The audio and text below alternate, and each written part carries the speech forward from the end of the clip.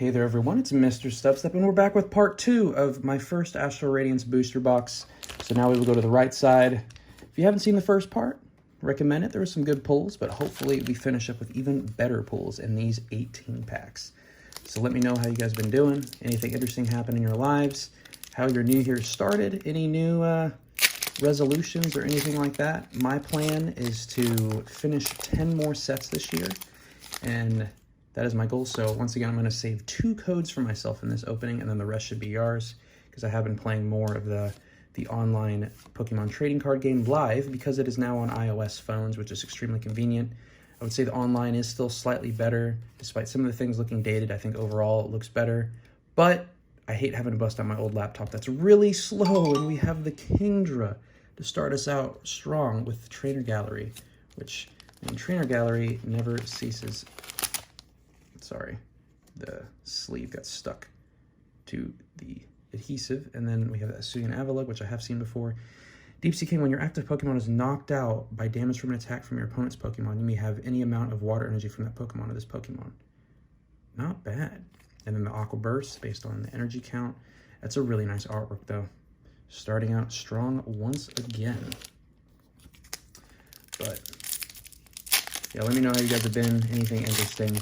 I know I sound like I might be asking that, like, oh, I showed off that code. I need to save myself one more code. I might be asking that in an empty way, but I am genuinely curious. If you comment something, like, I will have a little discussion. I'm sure other people could vouch for that experience. Also down below, I probably don't talk about it enough, but I do have a Discord as well as an email if you want to ask me questions direct. And I generally am very responsive. Ask the giveaway winners. I can be responsive. Hey, the Deancey Hollow again. I wonder if this is still over $1. That Princess's Curtain ability. But yeah, some people have been sending me photos or messages or emails saying that they have received the giveaway things, which is so awesome. All right, now the rest of the codes are yours. Apologize for that. And it was just so nice to see that they did arrive. So far, I haven't seen anybody with good pulls, which is a little unfortunate, but I wish, you know, I at least sent them some extras, so hopefully that can meet the requirement for a little bit of happiness. We got the Mantine and Hisuian Typhlosion V. Good old grandma with the Singe attack that doesn't require any energy. This is a nice card, though. I like it. I kind of like the pack artwork better, but still a nice card to add to the collection. One that I don't have. So, what is the most expensive card within this set? Shoot. I cannot remember off the top of my head. It's probably one of the alternate arts. Yeah, okay, the rest of the codes are yours now. But if I pull that is my rule for collecting master sets. I will have to collect the master set if I pull the most expensive card from the set. Yeah, the cut on these is not the best. I don't think any of these cards would get 10s because they're just not cut very cleanly. A lot of stuff around the edges. The Hisuian Sneasel, Carrying Climb. As long as Pokemon Adventure active Pokemon's retreat cost is less. Nice. And the Mighty Yenna. I think, so recently, because we finished up Emily in Paris and Better Call Saul, we started watching Disenchantment. So what Mystery and I do, we alternate TV shows on what we, choose to watch. Like, generally, during dinner time, we'll watch like 1 or 2 episodes when we have the time. During the work week, we probably won't watch as much. But we're both taking some time off right now, so, perfect time to binge whatever TV shows. We actually started watching the final part, or I don't know if it's the final part, but the 4th part of Disenchantment. It's, I don't think it compares to Futurama or The Simpsons, but it's another easygoing show that you can kind of have on in the background. Another Radiant Greninja, which will be our second Radiant of the box. So that should close that out pull rate wise. And then the Cleavor. Very, very nice. See how it's there and then how it like curves down. Yeah, this one will definitely be the binder copy for sure but once again, a easily playable card. But I think I like the look of the other one that I have much better. So that'll close out the Radiant pull rates within this. But I mean, it's not a bad show. It has its funny moments. Like, overall, it's pretty average. But there are a few moments that it does make me laugh out loud just because of how ridiculous it is. And I mean, with animated shows, you generally can, or cartoons, you can generally display some stuff that is a little bit crazier than what you're normally seeing. So you can get some shock value. Dartrix and the Regieleki. Nice.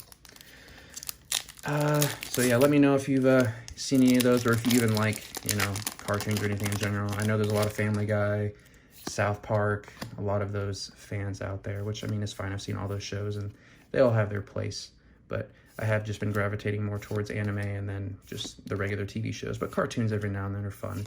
You know, and growing up, watched so many cartoons. I mean, obviously the main one being SpongeBob, but there's a lot of other good cartoons out there. Reggie Steele and Hisuian Overquill. The one show that I wish was coming out as I was growing up was Adventure Time. It was a little bit past my time, but I feel like I would have really appreciated Adventure Time if I watched it like growing up. But, you know, you win some and you lose some.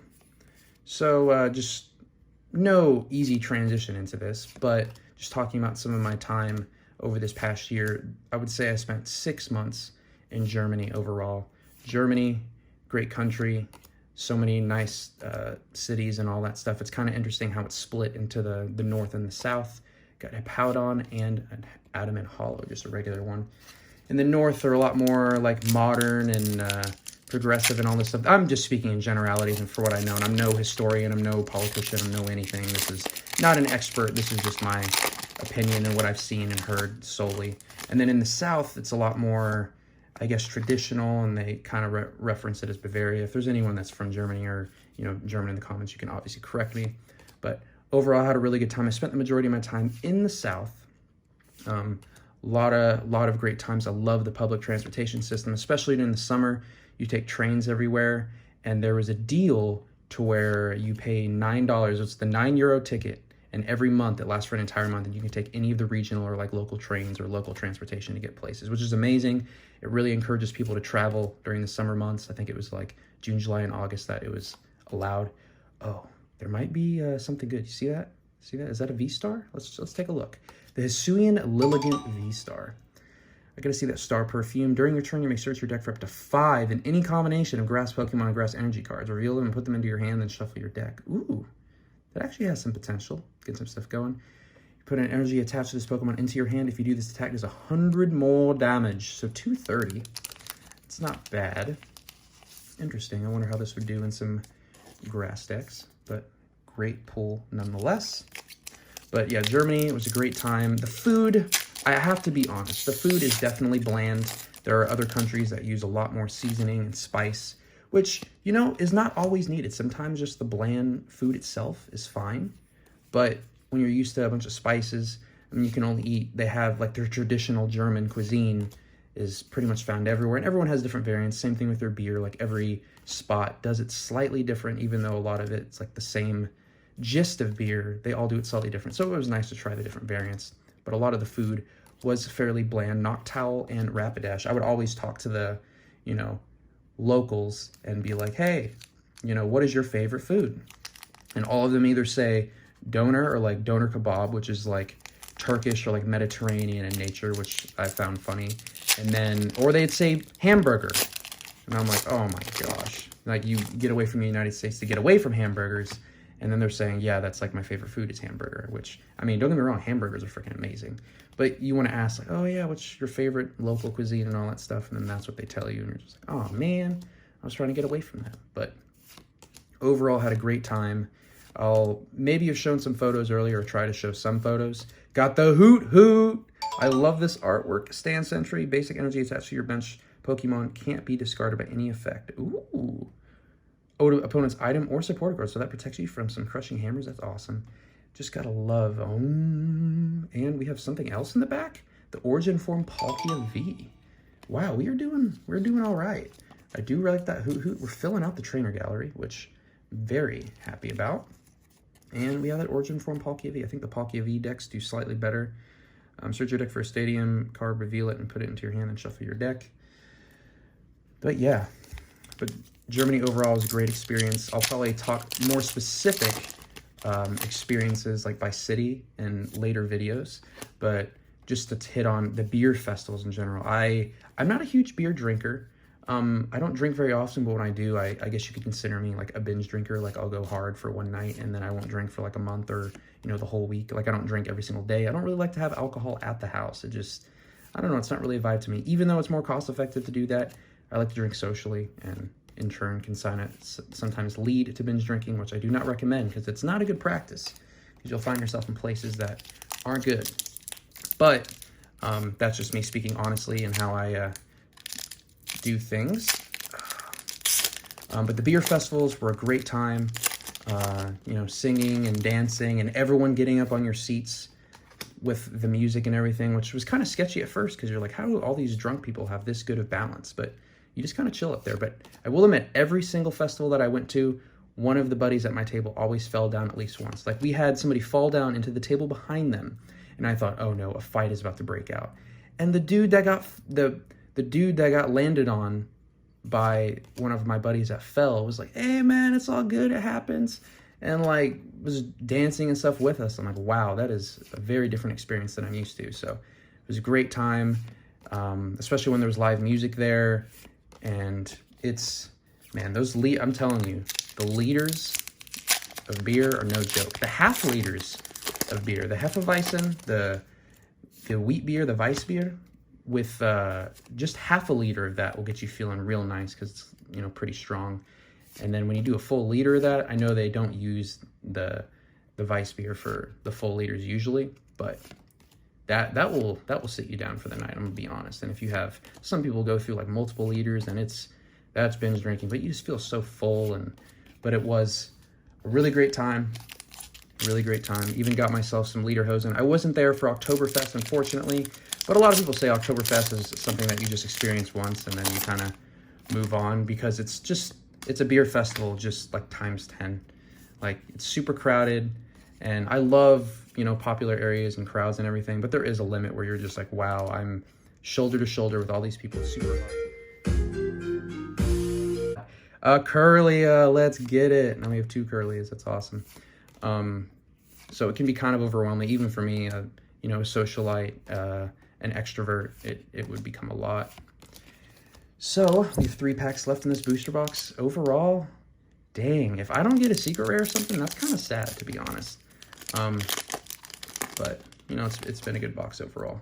But let me know if you guys have been to Germany, or if it's like on your bucket list to attend Oktoberfest or go somewhere. I did spend the majority of my time in the South. It was a great time. The bordering countries are really awesome too. Public transportation, super convenient. Yeah, the only thing, I feel like the only gripes that I had of Germany, which these are really petty first world problems, is you always had to pay for water at restaurants, which is unfortunate. So at that point, if I have to pay for all drinks, like, I'm not going to drink water, because a lot of times water is just an easy go-to because you don't have to pay for it, and you know, it goes down easy. And then the lack of AC. There's I mean, which is very normal in Europe, just not having air conditioning, but when you're from where I'm from, you're just very accustomed to it, used to, especially within the summer months. But you just accept that you're just going to be sweating all the time, especially when you're walking down on the public transportation. But we would always get hotels or like Airbnbs. They wouldn't have AC, so we're just all like sweating up a storm as we're, you know, getting ready for the night or sleeping overnight. So that was always funny. But those are probably my 2 biggest gripes, really minor gripes. But overall, fun country. And it was, you know, fun driving on the Autobahn and all that stuff, going really fast. You know, you don't need to go fast. It was like, especially like down in Bavaria, there's like a lot of speed traps. Like, you can go as fast as you want, and then it'll like slow back down to like 60 miles per hour. And it's like, geez. All right, Scyther. And is this going to be the final pull of this box? Let's see. Oh, just a Hisuian V, or Hisuian Samurott V. Oh my gosh. Am I really going to have 2 booster boxes in a row with no secret rare? That's going to be really sad, actually. I have 1 more pack. Maybe Hisuian Samurott will hold it down for us. And also, I don't, just to be clear, I don't talk about these experiences or talk about my life, you know, to like brag or anything like that. I literally just want to put my experiences out there, see if you've done them, see if you relate, just to kind of generate discussion. I know most of you probably don't care about these things, but you know, me just reading the names, I'm not knocking anybody that just reads the names of every single Pokemon card, but if it's something unique, I'll talk about it. But if it's not, if it's more the same, instead of just like flipping through the cards like in an instant to get to the pool, this just gives me an opportunity to talk to y'all. So I know I'm just talking to myself right now, but every now and then somebody does reply, which is nice. So hopefully we can finish with something. I don't think we will, but you never know. And a Mismagius, which I don't have this card, so that's nice. Wow, that was an interesting opening. Another box with no secret rare. That is crazy. I'm actually going to organize all these pull rates, and then we can go over it together. Well, so that was kind of rough. Got 5 V cards in total. Got 1 V star. Got 5 trainer gallery, which that might be one more than normal. I'm not sure. I think you maybe get 4 of the regular and then potentially 1 of the more rare. 2 radiant is pretty normal, but only 1 full art, which it's kind of rough. 1, 2, 3, 4, 5, 6, 7, 8, 9, 10, 11, 12, 13, 14. Yep, did get 14 hits. I think what generally they range into the 12 to 18 range or whatever. I can't remember from Danny Phantom's video back when he actually was opening, like, you know, hundreds of these booster boxes. But that will conclude this opening. I did get 2 Curlia cards. Was hoping for a little bit more because it's an uncommon, but you know, that's fine too. At least I'll have 1 for my master set and then 1 for my regular binder set. But I want to thank you all so much for watching. Let me know what you thought of this booster box opening. Let me know if your booster box is better, if you opened up one of these, or if you like Astral Radiance as a whole, or just, you know, what you have going on in your life. I thank y'all so much for watching, and I will catch y'all in the next video.